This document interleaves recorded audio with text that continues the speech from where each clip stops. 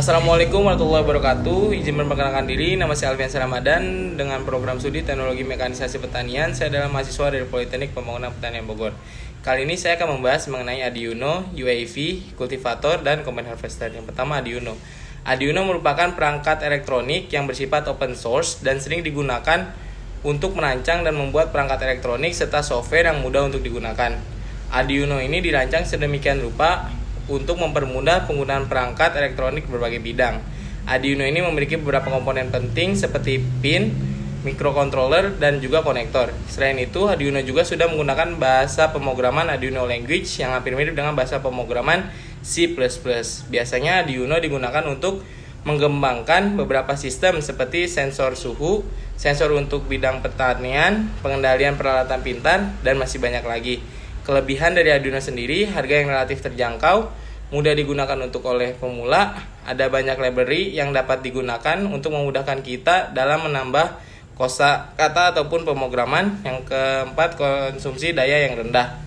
Kekurangannya, tidak bisa diinstal OS sehingga tidak dapat digunakan sebagai komputer pribadi. Yang kedua, beberapa tipe Arduino tidak menyediakan modul Word atau wireless secara built-in. Yang ketiga, memiliki kapasitas memori yang kecil. Yang keempat, ruang penyimpanan terpotong karena digunakan untuk bootloader. Nah, materi yang kedua adalah drone. Saat ini, penggunaan drone atau pesawat terbang tanpa awak atau unmanned aerial vehicle telah menembus berbagai sektor kehidupan hingga ke bidang pertanian. Drone adalah pesawat tanpa awak yang bisa terbang dengan dikendalikan dari jarak jauh, pakai remote control atau komputer canggih. Drone mempunyai berbagai macam jenis, ukuran, bentuk, dan fungsi. Bahan material drone terbuat dari bahan yang ringan sehingga memudahkan drone untuk terbang dengan ketinggian yang rendah maupun yang tinggi. Drone sendiri memiliki kamera, inframerah, GPS, sensor, dan alat pendukung lainnya. Saat ini banyak drone digunakan untuk kebutuhan militer. Selain itu ada fotografi dan videografi, pencitraan udara, hingga ke pertanian. Pada bidang pertanian juga makin banyak yang membutuhkan drone karena drone dapat meningkatkan produksi tanaman, memantau pertumbuhan tanaman, seperti contohnya yang pertama memeriksa dan mengamati keadaan tanah dan tanaman, kedua memeriksa gulma dan merawat tanaman, yang ketiga memantau kesehatan tanaman secara keseluruhan, keempat penyiraman tanaman yang lebih efisien, kelima penyebaran pupuk, pestisida, herbisida, dan lain-lain secara merata.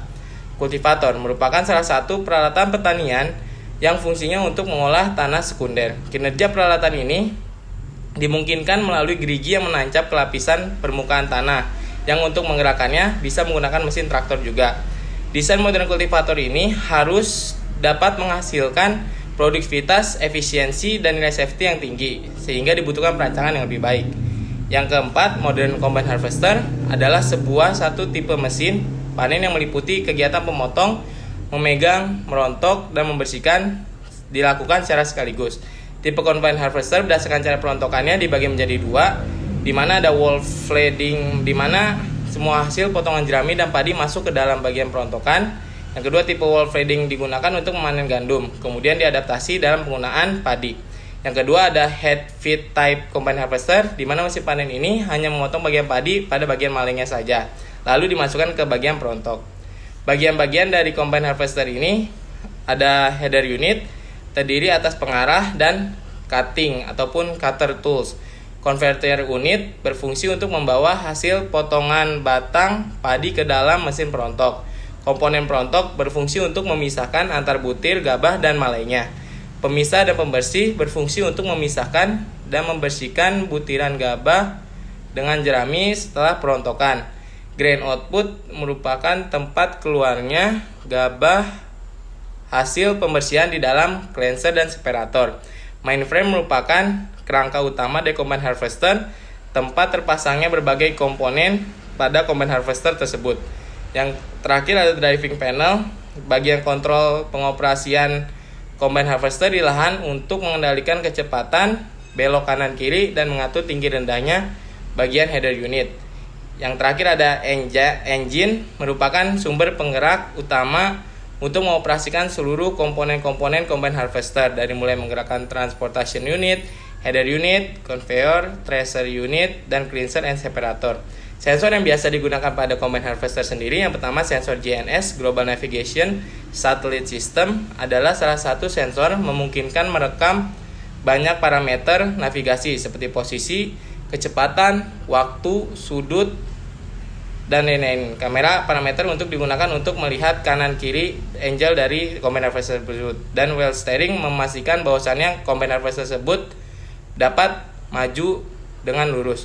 Mungkin cukup sekian materi yang bisa saya sampaikan. Kurang lebihnya mohon maaf. Wassalamualaikum warahmatullahi wabarakatuh.